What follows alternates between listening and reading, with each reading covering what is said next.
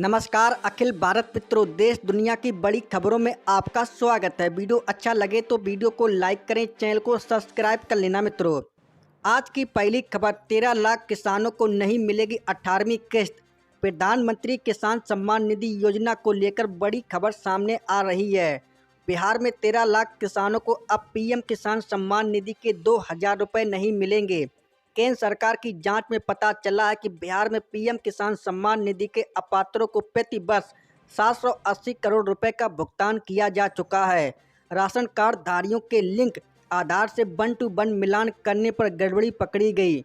One two one मिलान करने पर गड़बड़ी पकड़ी गई। कृषि सचिव ने डीएम को जारी पत्र में लिखा कि पीएम किसान सम्मान निधि का लाभ परिवार के एक व्यक्ति को ही दिया जाना चाहिए।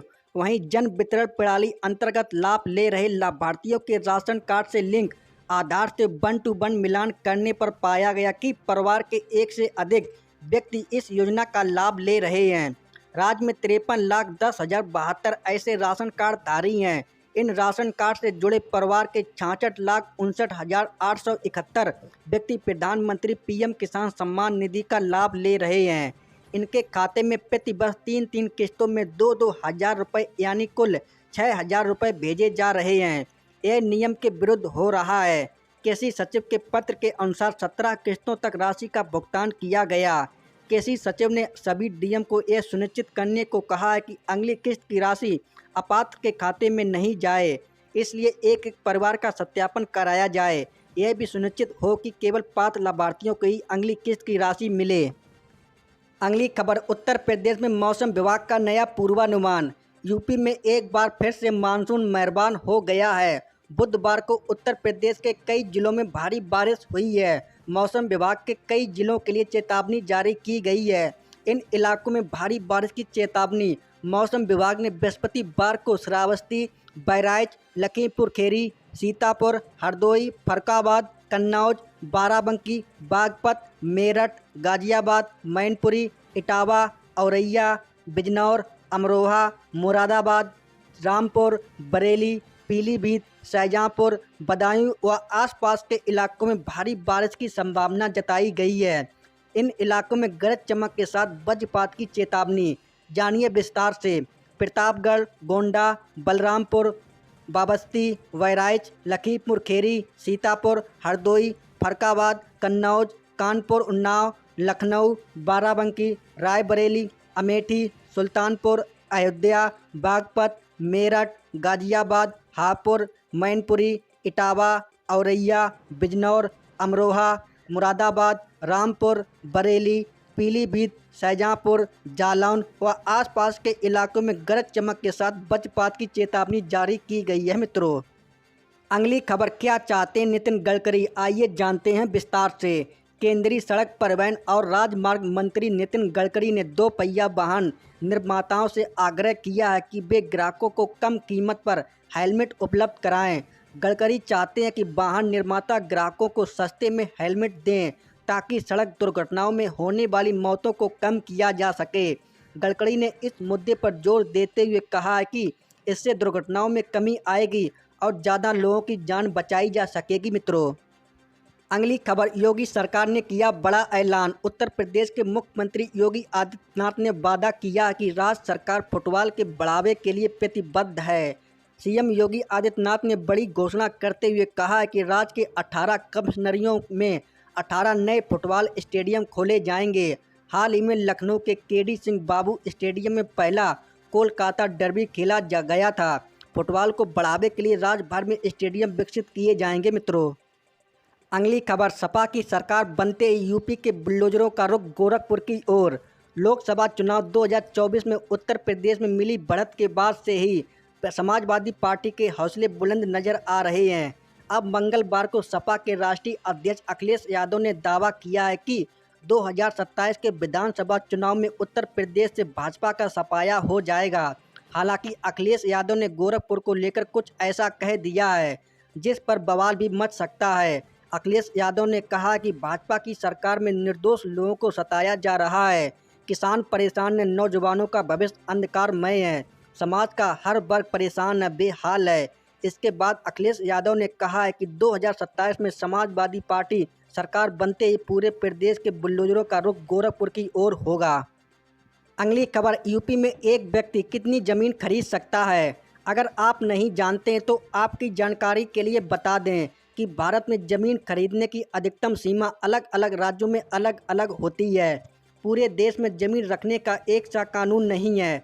ऐसे में अगर बात करें यूपी की, तो यहाँ सरकार के नियमों के अनुसार एक शख्स अपने नाम पर अधिकतम 12.5 एकड़ कृषि भूमि खरीद सकता है। इससे ज़्यादा ज़मीन रखने की यहाँ अनुमति नहीं है। कहाँ कितनी ज़मीन खरीद सकते हैं, आइए जानते हैं विस्तार से। केरल की बात करें तो केरल में ज़मीन खरीदने की लिमिट 7.5 एकड़ है। महाराष्ट्र की बात करें तो महाराष्ट्र में ज़मीन खरीदने की लिमिट 54 एकड़ है। पश्चिम बंगाल की बात करें तो पश्चिम बंगाल में ज़मीन खरीदने की लिमिट 24.5 एकड़ है। बिहार की बात करें तो बिहार में ज़मीन खरीदने की लिमिट 15 एकड़ है। वहीं अगर हिमाचल प्रदेश की बात करें तो हिमाचल प्रदेश में ज़मीन खरीदने की लिमिट 32 एकड़ है। कर्नाटक की अगर बात करें तो कर्नाटक में ज़मीन खरीदने की लिमिट 54 एकड़ है। वहीं अगर अपने उत्तर प्रदेश की बात करें तो उत्तर प्रदेश में ज़मीन खरीदने की लिमिट 12.5 एकड़ रखी गई है मित्रों। अगली खबर, ट्राई की नई गाइडलाइन, सावधान, अनचाही कॉल और गैर पंजीकृत टेली मार्केटिंग कंपनियों के खिलाफ बड़े पैमाने पर कार्रवाई हुई है। इसके तहत 2,75,000 टेलीफोन नंबर काट दिए गए हैं। 50 फार्मों की सेवाएं बंद कर दी गई हैं। यहाँ कार्रवाई टेलीकॉम रेगुलेटरी ट्राई की तरफ से हाल ही में अपनाए गए शख्स के रूप में तहत की गई है। भारतीय दूरसंचार नियामक प्राधिकरण ट्राई के दूरसंचार कंपनियों से कहा गया था कि गैर पंजीकृत टेली मार्केटिंग फार्मों को ब्लैक लिस्ट में डाला जाए और इनसे जुड़े नंबरों को बंद कर दिया जाए।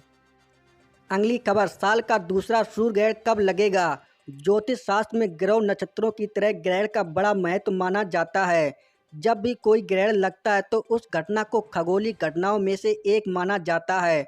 अप्रैल में साल का पहला सूर्य ग्रहण लगा था और अब अक्टूबर में साल का दूसरा सूर्य ग्रहण लगने वाला है। यह सूर्य ग्रहण बाल्याकार सूर्य ग्रहण होगा, जिसे रिंग ऑफ फायर कहते हैं। ज्योतिष के अनुसार साल का दूसरा सूर्य ग्रहण 2-3 अक्टूबर की मध्य रात्रि में लगेगा। इस ग्रहण का समय 9:13 PM से अगले दिन सुबह 3:17 AM तक रहेगा। इसकी अवधि करीब 6 घंटे की रहेगी। हालांकि साल का दूसरा सूर्य ग्रहण भारत में नजर नहीं आएगा क्योंकि यह ग्रहण रात में लगेगा, वहीं सूतक काल भी मान्य नहीं होगा। अगली खबर, केंद्रीय कर्मचारी की मौत से परिवार को कितनी मिलेगी पेंशन? इस योजना के तहत सरकारी कर्मचारी की मृत्यु के ठीक पहले उसकी पेंशन का 60% हिस्सा उसके परिवार को पेंशन के रूप में दिया जाएगा। उदाहरण के लिए, अगर किसी कर्मचारी का मासिक पेंशन 30,000 रुपये है तो मृत्यु के बाद उसके परिवार को 18,000 रुपये दिए जाएंगे। इसके अलावा इसमें महंगाई राहत DA भी शामिल की जाएगी, जिसमें पेंशन की राशि बढ़ सकती है। अगली खबर, PM मोदी ने 3 नई वंदे भारत ट्रेनों को दिखाई हरी झंडी। प्रधानमंत्री नरेंद्र मोदी ने शनिवार को 31 अगस्त को 3 नई वंदे भारत ट्रेनों को हरी झंडी दिखाकर उनकी शुरुआत की है। ये ट्रेन मेरठ को लखनऊ, मुदैरो को बेंगलुरु और चेन्नई को नागरकोइल से जोड़ी जाएंगी। PM मोदी के कार्यक्रम को वीडियो कॉन्फ्रेंस के जरिए संबोधित करते हुए कहा कि 2047 तक भारत को विकसित बनाने के लक्ष्य को हासिल करने के लिए दक्षिणी राज्यों को तेजी से विकास महत्वपूर्ण है। प्रधानमंत्री ने यह भी कहा कि तमिलनाडु और कर्नाटक के लिए बजटीय आवंटन में वृद्धि से दक्षिणी राज्यों में रेल परिवहन मजबूत हुआ है मित्रों। अगली खबर, बाइक वाले सावधान, बदल गए ट्रैफिक के नियम। सितंबर का महीना शुरू हो गया है और इसके साथ ही ट्रैफिक के रूल्स में बदलाव हो गया है। आपकी जानकारी के लिए बता दें कि हाई कोर्ट के जजों ने आज ट्रैफिक नियमों पर सुनवाई की है। हाई कोर्ट के आदेश के बाद आंध्र प्रदेश में बड़े शहर विशाखापट्टनम में आज से एक नया नियम लागू होने जा रहा है। अब बाइक चलाते वक्त हर हाल में पीछे बैठने वाले शख्स को हेलमेट पहनना अनिवार्य कर दिया गया है। शहर में बढ़ती दुर्घटनाओं को देखते हुए यह फैसला लिया गया है। अगर नियमों का उल्लंघन किया गया तो आपको 1,035 रुपये का चालान काटा जाएगा। विशाखापट्टनम पुलिस ने इसकी जानकारी दी है। साथ ही नियम तोड़ने वालों को लाइसेंस 3 महीने के लिए सस्पेंड कर दिया जाएगा। साथ ही केवल ISI मार्क वाले हेलमेट ही पहनने अनिवार्य होंगे और अगर ऐसा नहीं हुआ तो इसके लिए सख्त कार्रवाई की जाएगी मित्रों। अगली खबर, यूपी में इन लोगों को मिलेंगे 15,000 रुपये। यूपी के दिव्यांगजनों को लेकर मुख्यमंत्री योगी आदित्यनाथ ने महत्वपूर्ण कदम उठाया है। सीएम योगी के निर्देश पर अब दिव्यांगजनों को कृत्रिम अंग एवं सहायक उपकरण के लिए वित्तीय अनुदान की राशि को 10,000 रुपये से बढ़ाकर 15,000 रुपये कर दिया गया है। ये रुपये दिव्यांगजनों को विभाग द्वारा उपकरण खरीदने के लिए दिए जाएंगे। अनुदान राशि में हुई इस वृद्धि में अब प्रदेश के दिव्यांगजनों को महंगे कृत्रिम अंग और सहायक उपकरणों का विवरण भी किया जा सकेगा। दरअसल प्रदेश में दिव्यांगजनों को कृत्रिम अंग एवं सहायक उपकरण विवरण के लिए वित्तीय अनुदान स्वीकृत करने की नियमावली के तहत अब तक 10,000 रुपये की अनुदान की व्यवस्था थी। सरकार ने इस नियमावली में संशोधन कर इसे 15,000 रुपये करने का निर्णय लिया है। मित्रों वीडियो अच्छा लगा तो वीडियो को लाइक करें, अपने मित्रों के साथ व्हाट्सएप, इंस्टाग्राम, ट्विटर पर शेयर करें और चैनल को सब्सक्राइब कर लेना मित्रों, और बेल आइकन दबाना मत भूलना, जिससे आपको हमारी अगली वीडियो की नोटिफिकेशन मिल सके। जय हिंद, जय भारत। मिलते हैं अगले वीडियो में।